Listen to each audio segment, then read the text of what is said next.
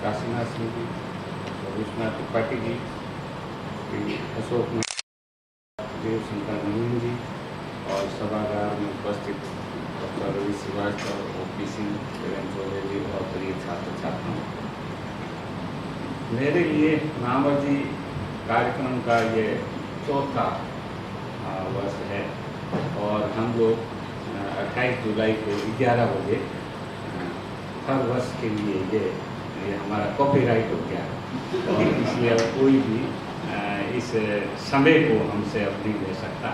जैसे रात का जो कार्यक्रम होता है वो राजकमल प्रकाशन करता है और सुबह का जो कार्यक्रम है वो मैं करता हूँ। हम दोनों का एक रिश्ता भी है, मेरा और अशोक सरस्वती का। मेरी जो पहली किताब वाणी प्रकाशन से छपी थी तब कमला नगर में एक छोटी सी घर में दुकान थी, उसके अंदर ये रहते थे और मुझे तो हिंदी में कोई जानता ही नहीं था क्योंकि मेरी PhD की किताब थी। लेकिन जो भी आगे जीवन बीता वो गुरु प्रसाद की मैं तो मानता हूँ और नामर्जी की विशेषता यही है कि वो जिस पर हाथ रख देते हैं वही एकदम बड़ा हो जाता है। लेकिन थोड़ी देर बाद में उस आदमी को ध्यान रखना पड़ता है कि गुरुदेव का हाथ बना रहे। आपको अगर ये लगे कि मेरे को हो गया तो आप गए वहाँ से। और जो समझदार लोग हैं और मेरे को लगता है कि मेरी तरह अशोक भी समझदार है, इसका ध्यान रखा और उसका फल भी मिलता है। तो मैं आभारी हूँ गुरुदेव का कि सारी दुनिया में से ढूंढ करके मुझे 28 तारीख का ये समय दिया और इस समय कोई भी उनसे दूसरा कार्यक्रम के लिए जा नहीं सकता, जाता है तो उनको कहते हैं माता। तो मैं इसके लिए ये मेरे लिए बहुत बड़े गौरव की बात है और ये गौरव मुझे गुरुदेव ने दिया और ये हर बार आते हैं और मैं बहुत अंदर से खुश हूँ। और मेरे घर के तो ये सबसे बड़े मेहमान हैं और इस दिन हमारे घर भी आते हैं तो घर में एक अलग तरह का वातावरण है, वो भी इंतजार करते हैं। तो मैं आभारी हूँ।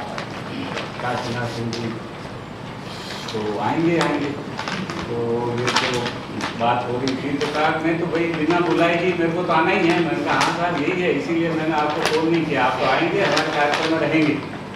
तो लेकिन आज इस बार बैठे नहीं हैं, अगली बार अवश्य हम उनको आगे मंच पर बिठाएंगे। और इन्होंने अंतिम समय पर मुझे एक आठ में मंच पर नहीं बैठूंगा और बोलूँगा नहीं, तो मेरा दिमाग थोड़ा देर में चलता है तो उस समय स्तब्ध हो गया तो मैं खुद हो गया। मैंने कहा अच्छा ठीक है जी आप नहीं कर सकते। कई दिनों से मैं सोच रहा था कि डॉक्टर विश्वनाथ त्रिपाठी जी को मैं इसमें जरूर बुलाऊँ।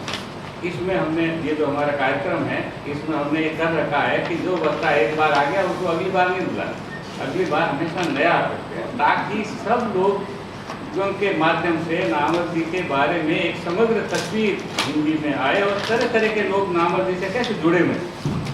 और इस क्रम में हमने हमारे मन में था कि त्रिपाठी जी को बुलाएंगे, पर थोड़ा संकोच होता था, दूर है, सरकारी ये कार्यक्रम नहीं है, व्यक्तिगत है, कैसे बात करें, अब की करेंगे, कोई वाइवा का प्रोग्राम रखेंगे उसी दिन आदि। लेकिन हमारा भाग्य है कि इसी में ये आए और बहुत महत्वपूर्ण संवेदनशील वक्तव्य भी दिया और इनकी उपस्थिति से हमारा कार्यक्रम गौरवान्वित हुआ। तो मैं इनका आभारी हूँ। अशोक महेश्वरी का आभारी कि वो आए और उन्होंने बहुत ऐसी बातें कही जैसी बातें हमने नहीं सुनी थी नामर्जी के बारे में। और आमतौर से जब मैं दिल्ली आया था इधर उधर से भटक करके, तो जो ही कोई पैदा होता था वो थोड़ा सा बोलता था तो नामर्जी से बहस करने लगता था और इतना बहस का ऐसा वातावरण बना रहता था कि जैसे नामर्जी तो झगड़े के ही भैया है। तब मेरे दिमाग में आया कि कुछ ऐसी बातें कौन कहेगा कि मुझे इन्होंने क्या दिया।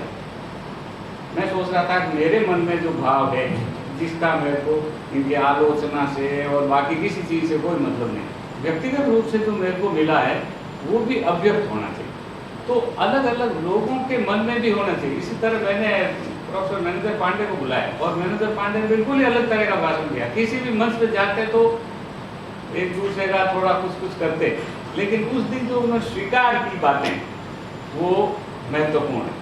तो ये थोड़ी सी इसी तरह के सोच के कारण ये प्रोग्राम हुआ और ये सब आए। अनवर आलम साहब से जब बात हुई तो बहुत उत्साह से कहा बिल्कुल ठीक है और हम कार्यक्रम करते हैं, अनवर जी को बुलाते हैं। आए, थोड़ी अव्यवस्था भी शुरू में हो गई थी, लेकिन इनके कारण हमारे इस कार्यक्रम की गरिमा बढ़ी और भारतीय भाषा केंद्र की उपस्थिति रही।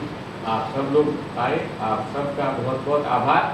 और अगले वर्ष इसी दिन इसी समय आप लोगों से फिर मुलाकात होगी।